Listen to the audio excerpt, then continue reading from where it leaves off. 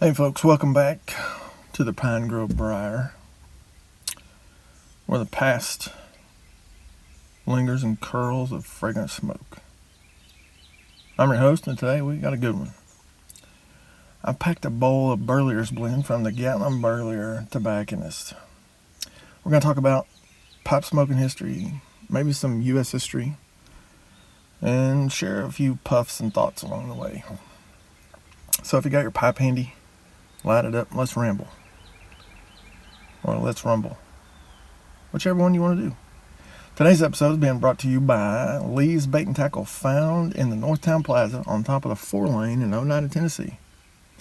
And until Memorial Day.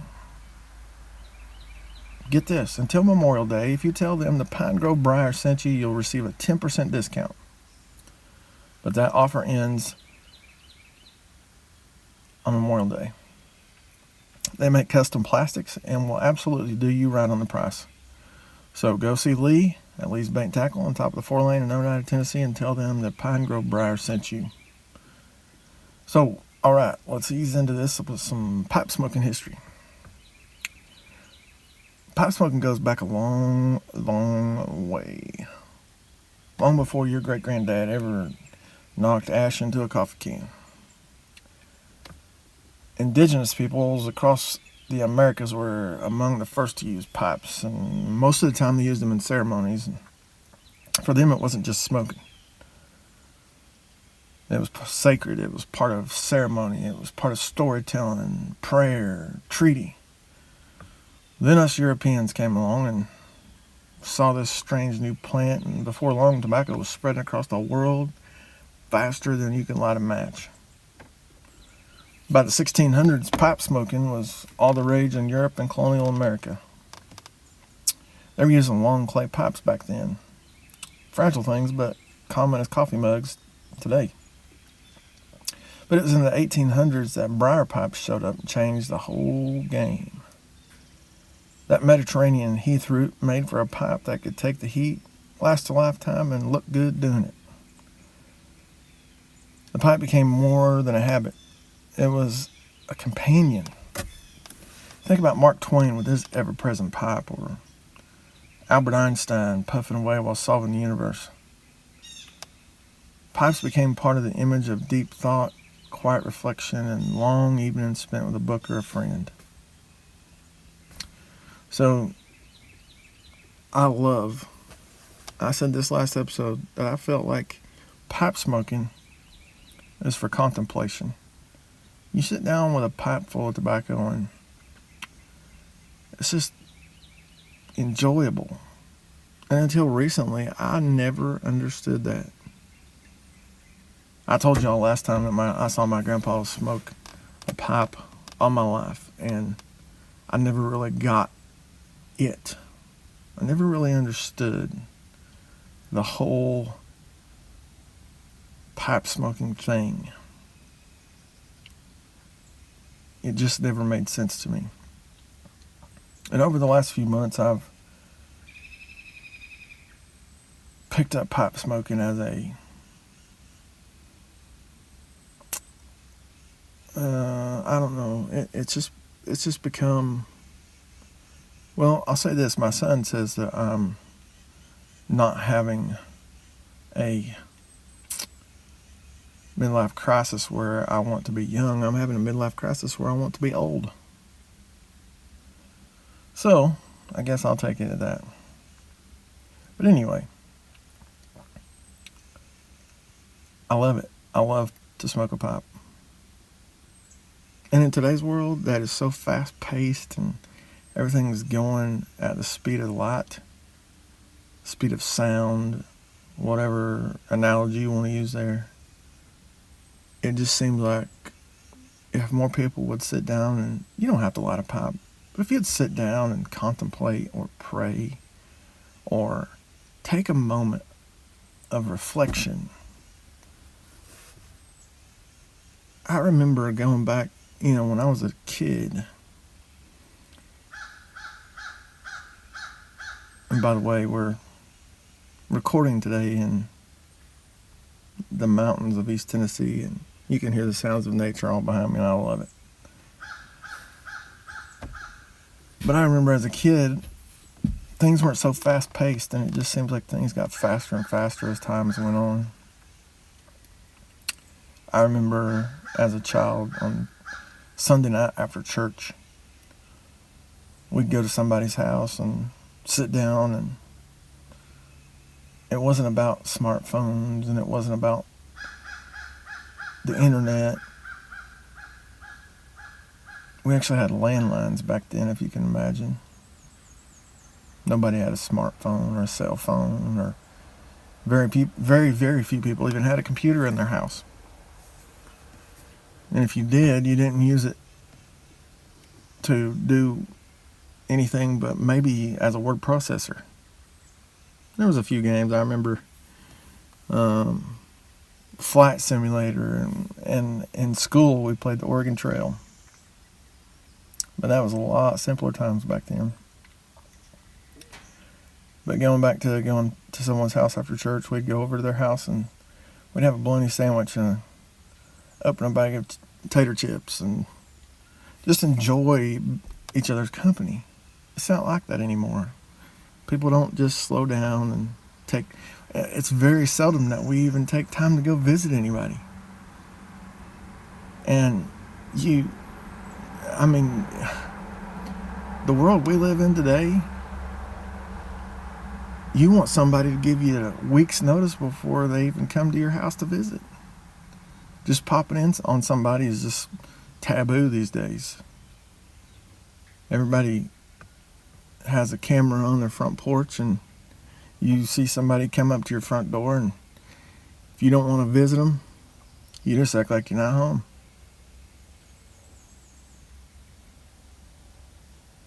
Now that's a shame. Man, I remember going to somebody's house and we'd have fun. All the kids, back then kids were meant to be seen and not heard, so you basically went to the bedroom and played. You didn't, after you got done eating, you didn't hang out in there with the adults and make a big fuss and try to be part of the conversation. So, anyway, that's a long time ago, but having said all that, pipe smoking, if people would take some time, like I said, you don't have to light a pipe, you don't have to light a cigar, just take some time out from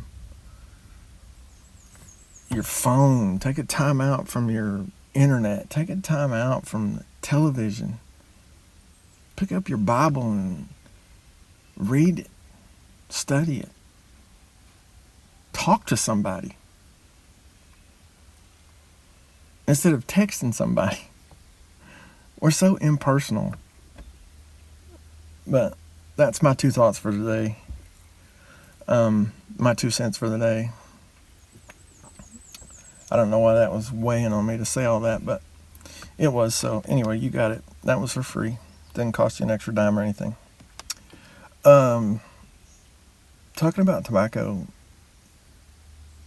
the history of tobacco in the United States. It played a huge role in the founding of our economy in America. In the Virginia colony, tobacco was so valuable it was used as currency. You could even pay your taxes with it.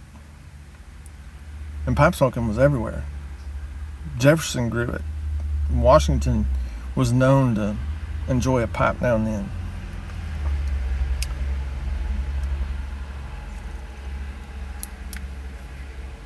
During wartime, especially World War I, pipes were a comfort to soldiers. There's just something timeless about a man crouched in a trench, down in a foxhole, drawing strength just from a simple pipe. And after the wars, on porches and in workshops across America, pipe smoking became a part of everyday life. A little pause in a busy day. So let's talk about tobacco. Specifically, this Burlier's blend from the Gatlinburlier Tobacconist in Gatlinburg, Tennessee. I told you guys last time that it was found in the Mountain Mall in downtown Gatlinburg on level D. If you want to look them up, ask for those, tell them guys that I sent you down there, and they will be glad to help you. And I told y'all last time too that walking in there at stores like Tobacco Lovers Disney World, and I'm not exaggerating that. It's like stepping back in time when you go in there. You got jars of tobacco, and it's just amazing. So this Burlier's blend, I want to get to it. So when you open the bag, you get just this amazing aroma when you open it. So I'm going to light it up and smoke.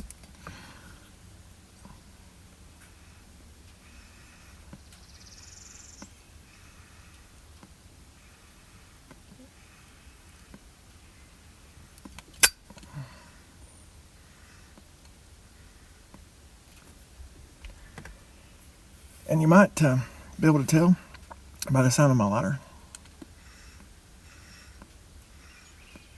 that since last episode, I actually put lighter fluid in my lighter. So that's a good thing.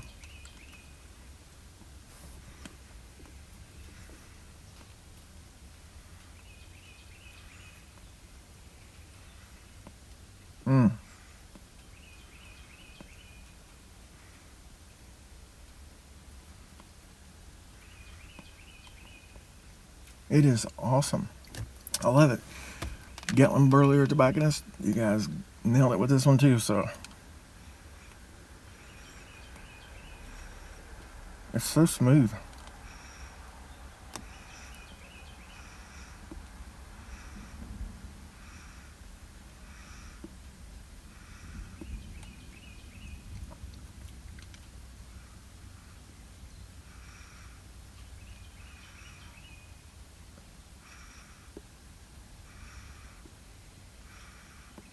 It's not got a bite, just a good solid smoke.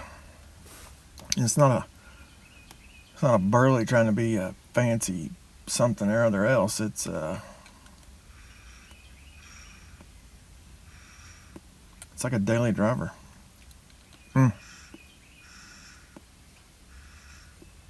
I'd reach for this without hesitation.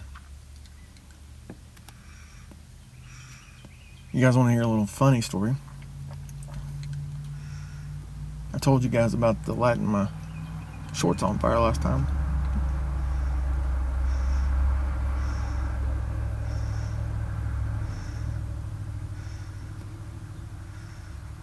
I'll tell you a little story about my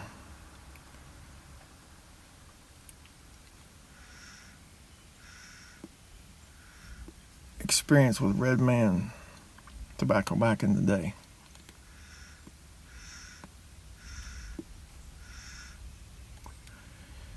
I was working on a dairy farm. By the way, I love that job. Was it hard work? Absolutely hard work. Was it long hours? Absolutely long hours, but I loved it.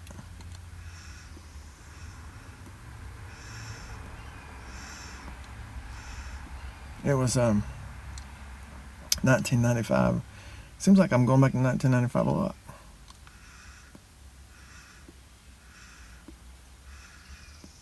But anyway, my boss,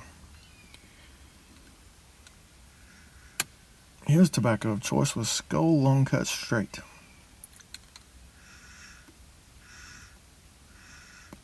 And I dip that tobacco quite often.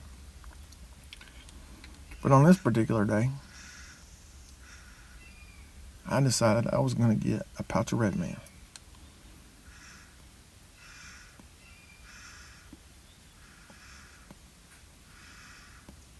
And I was driving a 1986 Mustang GT 5.0. And you can imagine at 19, I did not take things slow. So we had been at work since about 5:30 that morning. We had milked the cows twice that day.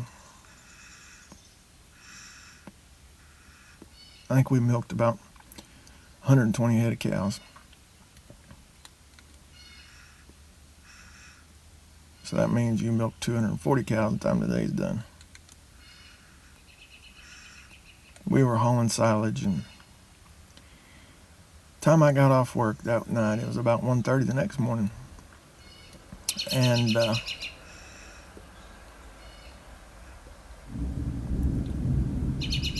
getting ready to storm on me. I decided I was going to get this red man backer and I was going to have me a chaw on the way to the house. I was about 15 minutes away from home. And man, I thought, I'm going to get me a chaw of this red man and I'm going to enjoy it on the way. I also thought, I'm going to make it faster than 15 minutes. The fastest I ever had that car was 160 miles an hour. Stupidity at its finest. Anyway, I was living in Delaware County, Indiana at the time, and up there, basically flat ground, but you had some hills and stuff on the roads here and there. So I was driving about 95, 100 mile an hour on the back roads trying to make it to the house. And I hit me a pretty good little bridge and went airborne. When I came back down, I swallowed that entire chaw of red man. Needless to say, everything I ate that day was now on the side of the road. I stopped that car as fast as I got in it. And that wasn't the end of the story. I was feeling so bad and so ill. I got back in it and I thought, I've got to get to the house. So I just hammered down again. I hit another little bridge, and when I came back down, my hood, if you can imagine, came up, smacked my windshield, broke that little grill underneath the windshield, cracked the windshield, bent the hood, and everything went black. I couldn't see a thing, so I had to stop again on a dime. And I had to get a piece of baling twine I had in the back and tie that hood down so I could get back onto the house. So, yeah, that was fun times. Fun times. So there you go. A little pipe history, a little American history, and a bowl of Burlier blend tobacco. Tie it all together. The pipe has always been more than just a smoke. It's a rhythm. It's a ritual. A reminder to slow down. And whether you're sitting on a porch or strolling through memory's halls, that pipe connects you to something deeper. Thanks for joining me on Pine Grove Briar. If you like what we're doing here, consider sharing the show or supporting us on GoFundMe. It helps keep the lights on and the pipe lit. So until next time, keep your bowl burning and your stories drifting.